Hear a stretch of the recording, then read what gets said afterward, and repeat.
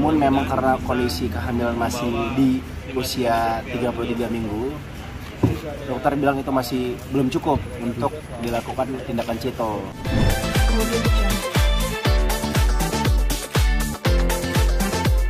Kemarin seperti apa keadaan sekarang, Kak? Mungkin keadaan DLSI mungkin seperti apa sekarang, Kak? Iya, sehat-sehat aja semuanya. Alhamdulillah bisa dua handphone multitasking. Fokusnya kemana nih? Kiri kanan. Udah diizinkan untuk kita pulang ke rumah. Namun memang harus istirahat, bed rest total. Karena sebetulnya masih harus dirawat dan masih harus dalam monitoring dokter. Karena memang kemarin sempat bukan pertama, namun memang karena kondisi kehamilan masih di usia 33 minggu, dokter bilang itu masih belum cukup untuk dilakukan tindakan CITO. Makanya kemarin disuntik pematang paru sebanyak 4 kali dan kemudian saya dirawat inap beberapa hari di rumah sakit. Namun karena memang ya tahu sendiri kan saya gampang bete, bosan gitu. Akhirnya memutuskan untuk kita untuk pulang istirahat di rumah aja. Sambil kita tetap kontrol lewat by phone, tetap konsultasi, dan kalau ada apa-apa kita update ke dokter Nana yang memang menangani pasti udah 2 kali ya. Kita kemarin dari rumah sakit Brawijaya juga. Oke. Jadi mungkin dari dokter sendiri mungkin untuk perkiraan adek bersalin sendiri itu kapan tuh Bang kepastiannya mungkin? Belum tahu, due date-nya di bulan 2. Kalau hitungan idealnya itu due date-nya di tanggal 18 bulan Februari. Namun karena istri saya masih memiliki riwayat prematur, dokter mewanti-wanti untuk tetap harus jaga-jaga just in case istri saya mengalami lahiran lebih cepat sama seperti sebelumnya kan di 35 weeks. Yes. Gitu. Namun dokter kemarin sempat bilang ke kita bahwa meskipun usia kandungan 33 weeks, namun secara berat badan yang adiknya ini, yang anak kedua ini lebih berat. Dia udah 2,5, sementara L waktu itu 2,2 gitu. Cuma memang menurut dokter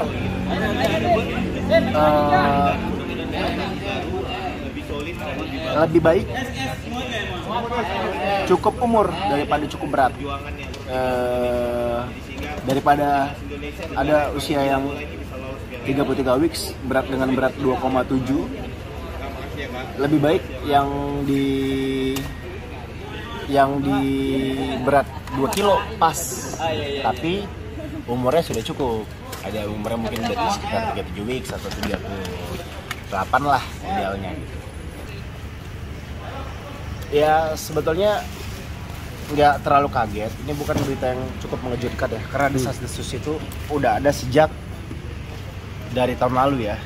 Namun baru diumumkan secara ofisial di awal bulan gitu. Ya bagi sebagian orang mengagetkan dan timingnya kurang tepat ya, karena memang kita baru aja mengawali awal tahun dan juga kemarin baru aja menyelesaikan satu turnamen yaitu Piala ASEAN gitu. Tapi ya gitu, kita tidak pernah tahu apa yang terjadi. Ya mungkin PSSI punya kebijakan-kebijakan yang mereka cukup matang lah untuk mempertimbangkan dengan berbagai macam hal gitu. Tapi ya kalau secara pribadi boleh berpendapat, sebetulnya kalau saya sendiri ditanya apakah puas dengan kinerja Coach Sintayong, ya tentu bisa dibilang sangat puas sekali ya. Beliau cukup berjasa gitu dengan membawa Indonesia bisa mendongkrak posisi sekitar 30 dari 170-an sekian menembus 131 something-nya. Itu adalah sesuatu hal ya, yang sesuatu archipan lah buat negara kita.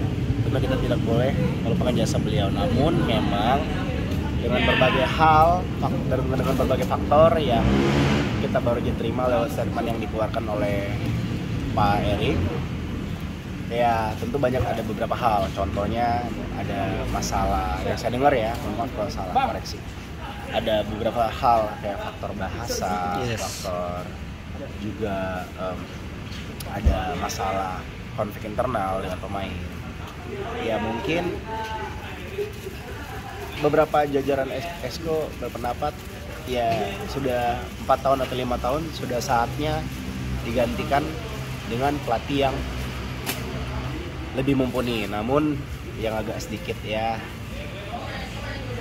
kita juga kaget ya, saya juga pikir dengan kehilangan STY sebetulnya ya sudah biasa gitu terjadi ya dalam sebuah tim, baik itu negara maupun klub bola. Pergantian pelatih itu sudah biasa, pergantian di tengah kompetisi itu hal yang biasa, lumrah. Namun kita kan juga sebagai masyarakat juga sudah bisa menilai ya, maksudnya secara kapasitas kandidat pelatih yang cocok menangani timnas dengan materi yang ada, apakah layak gitu untuk menjadi nakoda di tim yang menurut saya sih dengan skuad yang cukup mewah. Namun kabar yang baru yang saya dapatkan, pelatihnya adalah PT Kulivat ya. Yes. Pelatih yang bisa dibilang ya kurang pengalaman, satu jam terbangnya udah jelas kurang, baik di tim nasional. Kemarin saya dengar juga, saya baca juga terakhir melatih tim bola dan udah nganggur 2 tahun. Timnas yang dilatih juga Curaçao yang memang kurang begitu terdengar ya kiprahnya ya di pertandingan internasional. Tapi apapun itu, kita doakan saja yang terbaik lah dengan siapapun yang nanti akan melatih. Ya mudah-mudahan, ya kita nggak pernah tahu ya. Ada beberapa pelatih yang secara taktikal mungkin tidak spesial, mungkin tidak mantep gitu, tidak istimewa gitu secara taktikal. Namun secara pendekatan ke pemain dia bagus, dan itu membuat kadang-kadang pemain bisa all out tampil di lapangan. Ya mudah-mudahan pelatih kali ini bisa membawa energi itu untuk membuat pemain nanti bisa tampil Spartan, bisa tampil sesuai dengan ekspektasi masyarakat, dan bisa mampu membawa Garuda terbang tinggi untuk pada akhirnya mewujudkan asa kita, mimpi kita untuk akhirnya Indonesia kembali berlaga di Piala Dunia. Dengan dinamika yang setelah dulu Hindia Belanda namanya. Nah bang, saya dibilang kapan Indonesia ini sotoy lu? Pernah tahun 50-an kalau nggak salah, Hindia Belanda namanya. 54 kalau nggak salah. Terus? Oke bang, dengan dinamika yang terjadi di Federasi Bola Indonesia kayak Pak Erik loh, dinamika. Artinya kamu sendiri merasa kecewa nggak sih dengan keputusan itu tadi dan pergantian pelatih yang tadi seperti kamu bilang bahwa kurang mumpuni? Itu tadi saya bilang dengan tergesernya Coach Sintayong, ya saya nggak kaget ya, karena memang sudah ngebaca situasi ini karena lumayan ngikutin timnas juga kan, apalagi yang era sekarang yang memang membawa asa baru bagi masyarakat ya. Apalagi saya yang lumayan ngikutin juga dari 2004, dari era Peter